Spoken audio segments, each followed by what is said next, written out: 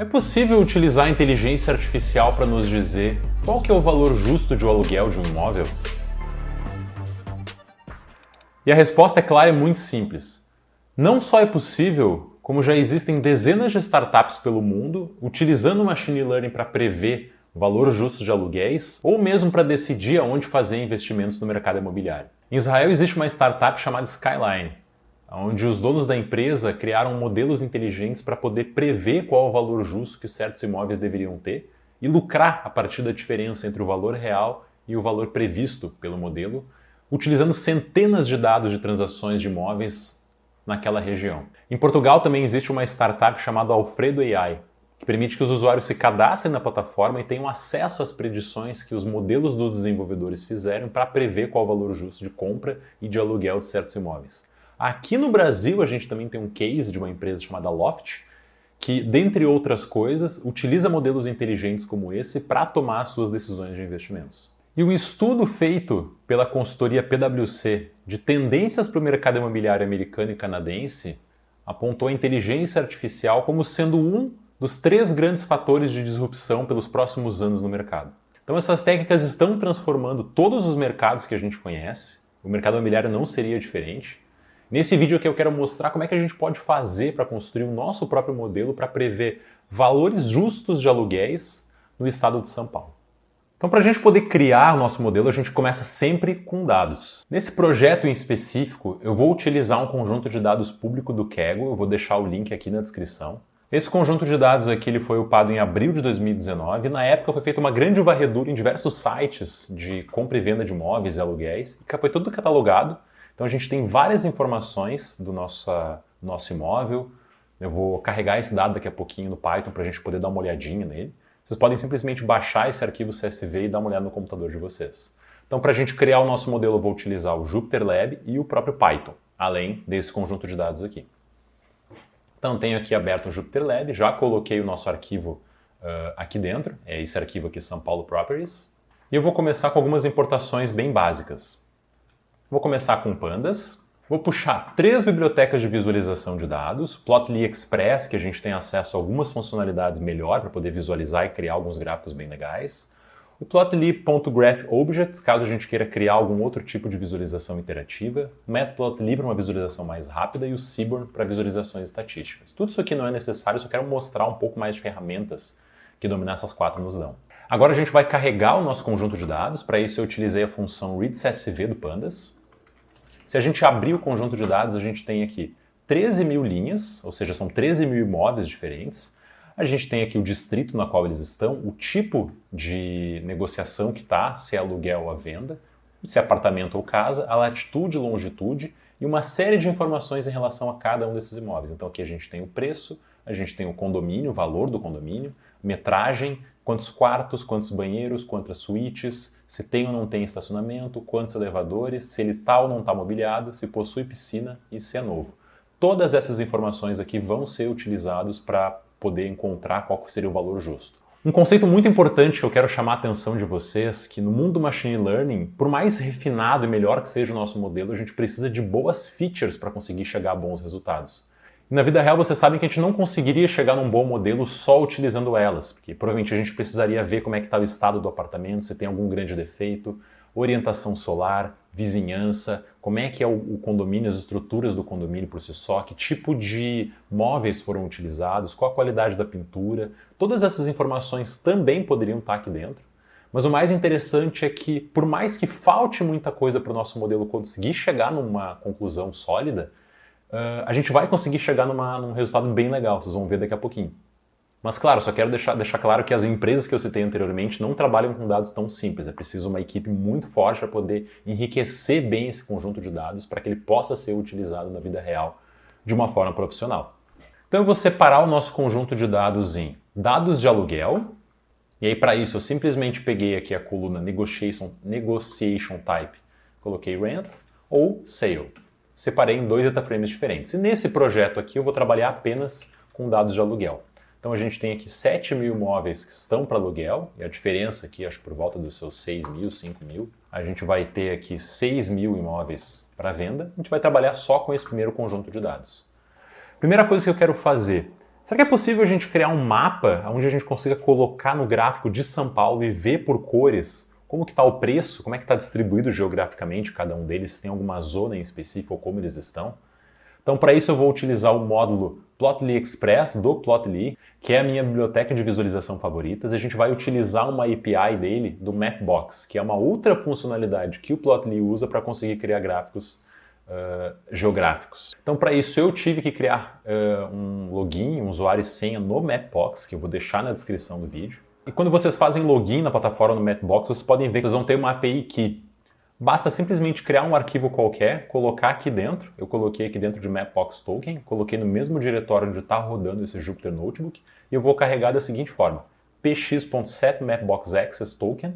Eu abro o arquivo, dou um .read e passo isso como parâmetro para que a gente consiga criar o nosso gráfico.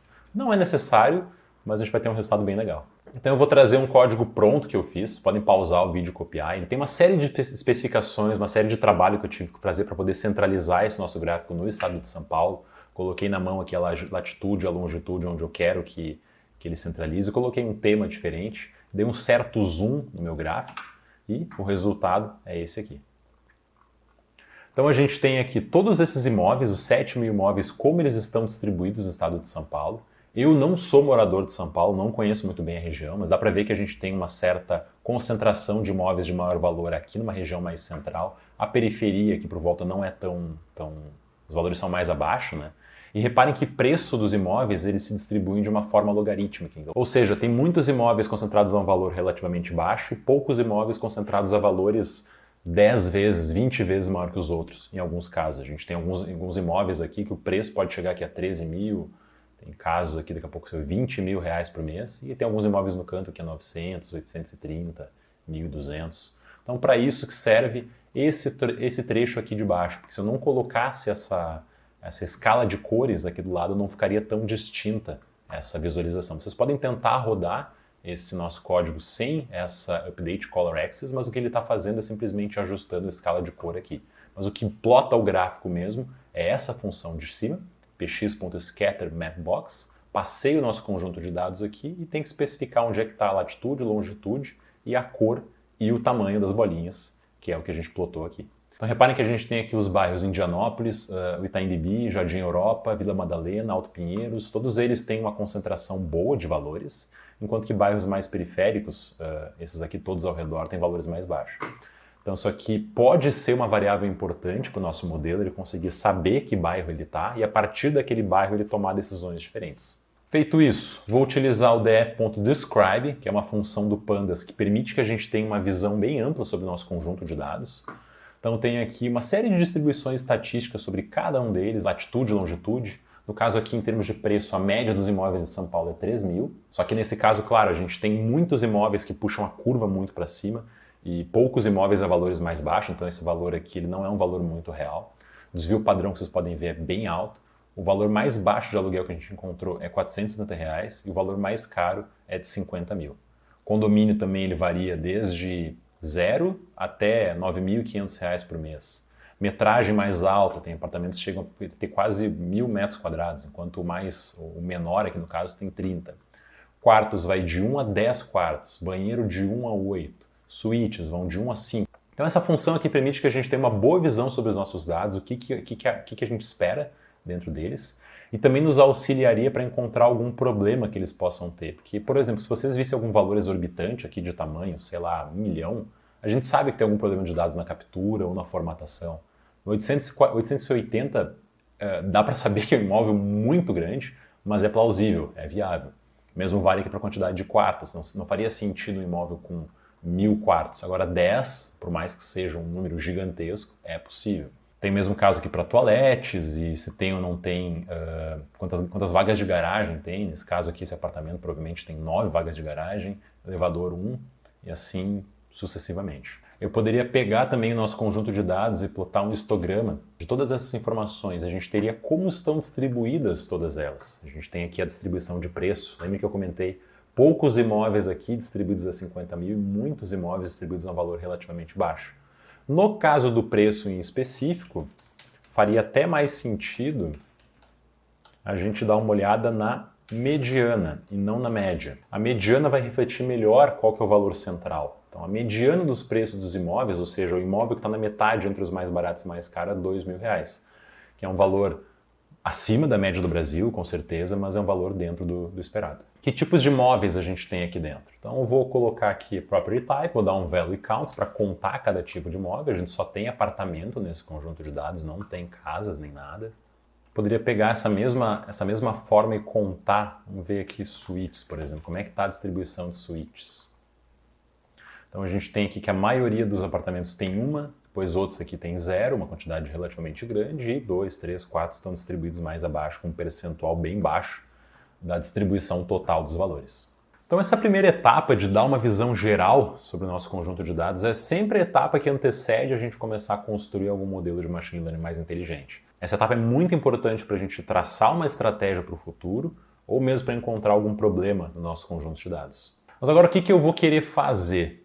Eu quero pegar todas essas features e montar um modelo inteligente que ele consiga me dizer, dado as features, quanto vale.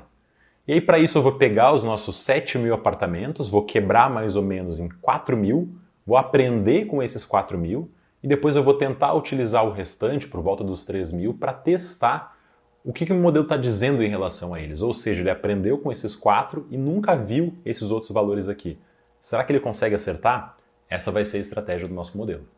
Então, para isso eu preciso fazer algumas limpezas em primeiro momento. Primeiro delas, eu vou tirar New Property Type Negotiation Type, porque eu sei que Negotiation Type e Property Type a gente tem só apartamentos alugados, ou seja, não existe outro tipo de negociação, nem outro tipo de apartamentos, são apenas apartamentos. E New também, porque a grande maioria deles vai ser já usado pelo fato deles estar em aluguel. Então, eu deletei essas informações, salvei um data frame chamado df cleanup. A gente ficou com menos informações aqui para confundir menos o nosso modelo. E agora uma parte importante do nosso conjunto de dados é a gente lidar com dados categóricos. Tem duas estratégias interessantes aqui. Nosso distrito a gente poderia trabalhar dessa forma, ou a gente poderia trabalhar com uma estratégia chamada One Hot Encoded. Ou seja, eu criaria diversas colunas, cada coluna referente a algum bairro diferente, e quando o imóvel pertencer àquele bairro, essa coluna vai estar marcada com 1 e todos os outros valores vão estar marcados como 0. Então, no caso aqui, a gente teria, por exemplo, se São Paulo tiver, não sei, 90 bairros, a gente teria, para esse imóvel aqui, o número 1 na coluna correspondente a esse bairro, Arthur Alvim, e 0 para todos os outros bairros. Tem alguns modelos que se beneficiam do fato dos dados estarem categorizados assim, tem modelos que não. Essa é uma estratégia válida, que é a que eu vou utilizar aqui. Então, o Pandas ele tem uma função chamada pd.getDummies. E eu passo a coluna que eu quero fazer essa análise e ele me devolve justamente um data frame feito com essa estratégia que eu utilizei. Então, reparem que aqui a gente tem todos os nossos imóveis, só que agora eles estão apenas com as colunas dos bairros. A gente passou para ele como parâmetro uma única coluna e ele cortou e abriu desse lado, desse jeito, e os valores aqui 1 e 0 estão apenas correspondente a onde esse imóvel aqui pertence, ao bairro que ele pertence. E esse One Hot aqui a gente vai encaixar no nosso novo data frame e esse conjunto de dados final vai ser passado para o nosso modelo. Essa etapa que a gente está trabalhando aqui agora é a etapa de pré-processamento para entrar no modelo de Machine Learning. Para poder vocês conseguirem fazer isso adequadamente, é importante conhecer o modelo. Porque cada tipo de modelo vai precisar de um tipo de dado diferente, uma formatação diferente. E aí, para fazer essa junção, eu vou simplesmente limpar a coluna District no meu data frame, vou dar um join nesse One Hot que eu acabei de criar e vou visualizar. Então esse aqui agora é o nosso conjunto de dados tratado. Para a gente fazer aquela quebra que eu tinha comentado anteriormente, os dados de treino e dados de teste, ou seja, onde o meu modelo vai aprender e onde ele vai testar, eu vou utilizar aqui a função train-test-split do scikit-learn. E eu vou definir que o meu dado de treino, o dado objetivo vai ser a coluna preço, e o dado de treino, ou seja, as features que eu quero utilizar, é tudo, ou seja, df.lock, aonde as colunas forem diferentes do price. Então, ao fazer isso, eu tenho aqui o meu x, ou seja, tudo que eu vou aprender. Aqui eu não estou vendo o dado objetivo, e aqui eu tenho uma coluna apenas com os preços. Isso aqui é importante que esteja um formatado com o outro, porque o nosso modelo ele vai trabalhar encaixando os valores. Esse valor aqui diz menção à primeira aparição aqui embaixo, o segundo valor de dimensão é esse valor aqui. Se a gente bagunçar esses dois caras, o modelo se perde, não vai ser capaz de fazer previsão nenhuma. E agora eu vou utilizar o Train Test Split da seguinte forma. Eu começo aqui colocando a função Train Test Split, passo o meu x e passo o meu y e digo qual que é o tamanho percentual do dado de teste. Então, nesse caso, eu quero 30% para os dados que vão ser testados e 70% para os dados na qual o modelo vai aprender. Essa função aqui, ela pega esses dois conjuntos de dados e retorna 4 novas variáveis, que estão dispostas da seguinte forma. Aqui estão os x de treino, aqui estão os x de teste. Aqui vão estar o y de treino e aqui vão estar o y de teste. Ou seja, esse dado e este dado vão ser utilizados juntos para aprender e esses dados para testar. Então, se eu der uma olhadinha nesse conjunto de dados, a gente tem aqui o x de treino como 50.000, ele escolheu aleatoriamente, e meu y de treino vai ter aqui esses 5.000, desculpa, falei 50.000. E, para esse nosso estudo, eu decidi utilizar um Random Forest Regression, que é um dos modelos possíveis de Machine Learning. Lá na formação da Asimov Academy a gente trata de outros, existe aí Decision Tree Regression, XGBoost Regression, a gente pode fazer com redes neurais, a gente pode fazer com regressões logísticas, tem muitas outras formas de chegar nesse modelo, mas eu escolhi esse aqui para a gente começar. E aqui eu vou simplesmente vou instanciar a classe do nosso modelo e vou pedir para o modelo aprender. Aprenda linkando dados de treino, variáveis de treino e variáveis de teste. Reparem que simples, são 3 linhas de código depois que o meu modelo está feito e aqui está o nosso modelo. Aí vocês devem perguntar, tá, toda essa história gigantesca que eu falei de utilizando modelos para prever preços de aluguéis, é essas 3 linhas de código aqui. E é só essa linha aqui, é isso que ele me diz. É isso aí mesmo. E vamos ver como é que funciona esse modelo. Então o que eu faço? Aqui em mãos eu tenho uma variável que a princípio não parece ter nada, eu só coloco ela, me diz isso. Ela me diz aqui Random Forest Regression, só que aqui dentro está toda a inteligência do modelo. Então esse modelinho aqui, a gente pode começar a usar ele para fazer algumas predições. Como é que a gente faz isso? Todo modelo de Machine Learning que a gente instancia utilizando a biblioteca Scikit-learn, ele vai ter uma função chamada Predict, ou seja, faça uma predição. A gente criou aqui um modelo do tipo Regressor, ele faz uma regressão, ele vai estimar um valor que ele acredita que seja o exato. Como é que a gente faz isso? Lembrem que a gente treinou o modelo, ele só viu dados de treino, ele não viu os dados de teste. Então eu vou começar a utilizar aqui alguns dos valores. Aqui eu tenho um y, na verdade, y-train, aliás, y-test. Eu vou pegar um imóvel qualquer aqui, que tem um aluguel de 2.200, e eu vou pegar qual que são os parâmetros desse imóvel. Então vamos ver por cima aqui. Esse é um imóvel que ele possui um condomínio de R$660, ele possui 97 metros quadrados, tem 3 quartos, 2 banheiros, uma suíte, ele possui uma vaga de garagem, possui elevador, e o aluguel dele, nesse caso, a gente está vendo que é 2.200, porque eu estou comparando com o dado real, é claro, né? Mas vamos perguntar para o meu modelo, se ele só visse essas informações, e claro, latitude, longitude, o que ele acha? Quanto que ele acha que vale? Então aqui eu vou ter que fazer uma pequena formatação para encaixar no modelo de Machine Learning, mas assim, em essência eu vou perguntar para esse imóvel em específico qual que é o valor que ele acha. Então eu só vou colocar aqui um ponto values, ponto reshape 1-1, é uma formatação que esse modelo em específico pede para fazer uma avaliação única. E ele está dizendo, eu acho que esse imóvel vale R$2.600. Então reparem, a gente fez um modelo relativamente simples, com dados relativamente simples, e mesmo assim ele está dizendo que ele acha que o valor está um pouquinho acima da média. Será que seria possível a gente testar para outros? Então vamos colocar agora, em vez de colocar 0, eu vou colocar N, e eu vou começar a brincar com alguns imóveis em específico. E eu vou pedir para ele me dizer como é que é o imóvel, quais são as informações dele. Claro que esse x-teste aqui, lembrem, ele é muito grande por conta dos distritos, da forma como a gente fez. Então eu vou colocar, só para mostrar a cabeça dele, o head, e por fim eu vou pedir a predição desse imóvel.